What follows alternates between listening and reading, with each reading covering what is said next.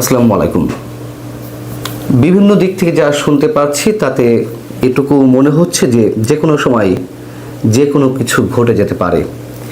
কি ঘটতে পারে তা হয়তো আমরা নিশ্চিত করে বলতে পারছি না, তবে নানান ধরনের আলামত যা দেখতে পাচ্ছি, নানান আভাস যা পাচ্ছি, তাতে নির্বাচনের যে মাত্র কয়েক ঘন্টা আছে, 3 দিন মানে তো আমরা হিসাবটা ঘন্টায় করতে পারি, সেই জায়গা থেকে শেষ মুহূর্তে যদি নাটকীয় কিছু ঘটে যায় তাতে নিশ্চয়ই অবাক হওয়ার কিছু থাকবে না। যেমন আমরা একটা তাৎপর্যপূর্ণ ইঙ্গিতময় বক্তব্য আপনাদের সামনে তুলে ধরতে পারি। ডক্টর দেবপ্রিয় ভট্টাচার্য, দেশের অন্যতম শীর্ষ অর্থনীতিবিদ, যাকে অনেকে বলেন যে 111-এর কারিগরদের অন্যতম বলতেই পারেন, তা নিয়ে বিতর্ক রয়েছে। যাই হোক, ডক্টর দেবপ্রিয় ভট্টাচার্য রোববার রাজধানীতে একটি অনুষ্ঠানে কি মন্তব্য করেছেন তা অবশ্যই আমাদের একটু বিবেচনা নেওয়া দরকার। তিনি বলছেন, অন্তর্বর্তী সরকারের যাওয়ার সময় হয়ে গেছে। তাদের যতটুকু সংস্কার করার সুযোগ ছিল, যেটুকু সংস্কার করার জায়গা ছিল, যেটুকু বিচার করার জায়গা ছিল, ওনাদের দম ফুরিয়ে এসেছে। সরকারের যেটুকু সক্ষমতা, যেটুকু সম্ভাবনা, তা শেষ সীমায় চলে গেছে।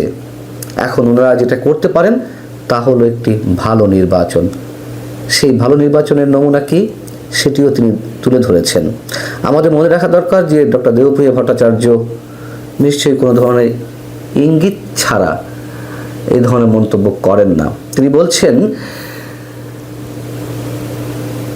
আসন্ন নির্বাচন যথেষ্ট অন্তর্ভুক্তিমূলক নয়, তবে অংশগ্রহণমূলক করার সুযোগ এখনো আছে। নারী হোক, অন্যান্য জনগোষ্ঠী হোক বা ভিন্ন মতের রাজনীতির মানুষ হোক, নির্বাচনে সবার অংশগ্রহণের সুযোগ নিশ্চিত করতে হবে।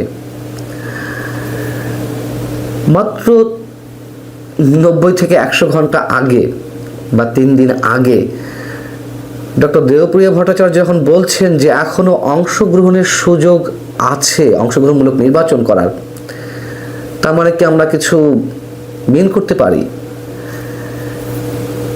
তিনি বলছেন যে এই সরকারের সময় শেষ কিছুই করতে পারেনি, তবে শেষ মুহূর্তে একটা ভালো নির্বাচন বা অন্তর্ভুক্তমূলক নির্বাচন এই সরকার করতে পারে। এবং নিঃসন্দেহে তিনি ইঙ্গিত করেছেন আওয়ামী লীগকে অংশগ্রহণের সুযোগ দেওয়ার বিষয়টি। দেবপ্রিয় আরও যে কথাগুলো বলেছেন তার আর সামান্য অংশ শোনায় আপনাদেরকে।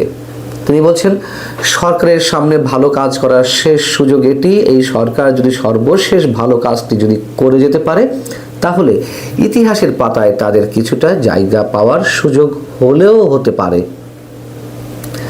এর আগে শনিবার centre for policy dialogue CPD তারা একটি সংবাদ সম্মেলন করলো। সংবাদ সম্মেলনের বক্তব্য, মেসেজটি কী ছিল তাও নিশ্চয়ই আমরা সবাই পেয়েছি। সেখানে 12 ফেব্রুয়ারি অনুষ্ঠেয় জাতীয় নির্বাচন থেকে আওয়ামী লীগকে বাদ দেওয়া হলে এই নির্বাচন অন্তর্ভুক্তিমূলক এবং গ্রহণযোগ্য হবে না আন্তর্জাতিক বিশ্বে, এই মন্তব্যই করা হয়েছে। সিপিডি মনে করছে যে একটি বিশ্বাসযোগ্য, অংশগ্রহণমূলক ও গণতান্ত্রিক নির্বাচন নিশ্চিত করতে হলে সব প্রধান রাজনৈতিক পক্ষ এবং তাদের সমর্থক ভোটারদের অন্তর্ভুক্ত করা জরুরি। তা না হলে নির্বাচনের ফলাফল নিয়ে দেশ বিদেশে প্রশ্ন ওঠার আশঙ্কা থাকবে। আবারও সেই প্রশ্ন করি, ডক্টর দেবপ্রিয় ভট্টাচার্য পার্সোনালি নিজের অবস্থান থেকে এই মন্তব্য করছেন রোববার, আর শনিবার তারই প্রতিষ্ঠান বলতে গেলে সিপিডি শনিবার এই মন্তব্য করল। আমি মাত্র কয়েকদিন আগে আপনাদের একটি বিশেষ গোয়েন্দা সংস্থা, মানে দেশের বাইরের একটি বিশেষ গোয়েন্দা সংস্থার প্রতিবেদনের কথা বলছিলাম যে ইলেকশন ইঞ্জিনিয়ারিং হবে। এটি যদি, মানে এটা বিভিন্নভাবে যেভাবে শোনা যাচ্ছে, যদি বিএনপি সেটি উপলব্ধি করতে পারে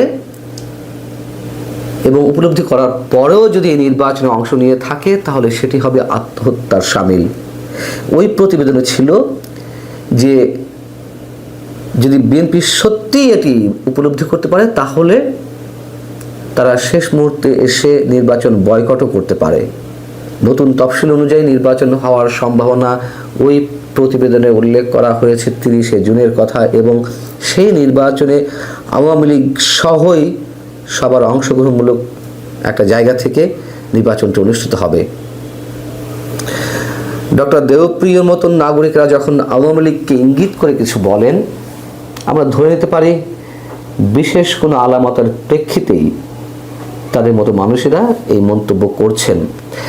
গণভোট নিয়ে যে ষড়যন্ত্র চলছে, ডক্টর আলী রিয়াজের মতন কিছু মানুষ ডিপ স্টেটের প্রতিনিধি হয়ে এখানে খেলছেন। তাদের বিভিন্ন ধরনের উদ্দেশ্য রয়েছে। যুক্তরাষ্ট্রের অ্যাসাইনমেন্ট নিয়ে অথবা ডিপ স্টেটের অ্যাসাইনমেন্ট নিয়ে তারা এখানে অনেক কিছু করার চেষ্টা করছেন, এমন অভিযোগ এখন গুটি কয় মানুষের মধ্যে সীমাবদ্ধ নেই। যারা এই রাষ্ট্রের খুব গুরুত্বপূর্ণ স্টেক হোল্ডার, বিভিন্ন সেক্টরে যারা নিজেদের গুরুত্বপূর্ণ ভূমিকা রাখছেন, তাদের মুখ থেকে এখন এই ধরনের কথা বেরিয়ে আসছে। এবং যে ডিপি ওয়ার্ল্ডের সঙ্গে চট্টগ্রাম বন্দর ইজারা দেওয়াকে কেন্দ্র করে যা কিছু হয়ে আসছিল, সেখান থেকে সরকার পিছু হটেছে, এর আগে আমি আপনাদের জানিয়েছি। এবং শেষ মুহূর্তে এসে আরও অনেক ধরনের বিতর্কিত বিষয় রয়েছে, সম্ভবত সরকার সেগুলো সামাল দিতে পারবে না। এবং অনেকেই বলছেন এর চেয়েও যদি ভয়ঙ্কর কিছু ঘটে যায়, যা আমরা অনুমান করছি, নির্বাচন পিছিয়ে যেতে পারে, নির্বাচন নাও হতে পারে। আমরা চাই একটি সুষ্ঠু নির্বাচন হোক, আমরা এখনও চাই আমাদের আশঙ্কাগুলো সত্য জায়গায় পরিণত না হোক, এটি আমরা চাই। কিন্তু যেই আশঙ্কা আরও তীব্র হচ্ছে, নির্বাচন শুধু পিছিয়ে যাওয়াই নয়, এর চেয়েও যদি ভয়ঙ্কর কিছু ঘটে, তাতেও নিশ্চয়ই অবাক হওয়ার কিছু থাকবে না। বিশেষ বিশেষ স্বার্থান্বেষী পক্ষ তারা তাদের এজেন্ডা বাস্তবায়নের জন্য অনেক কিছুই করতে পারে, কিন্তু তারা যে সবসময় আবার সফল হবে, নিশ্চয়ই ইতিহাস সে কথা বলে না। ভালো থাকুন সবাই। আল্লাহ হাফিজ।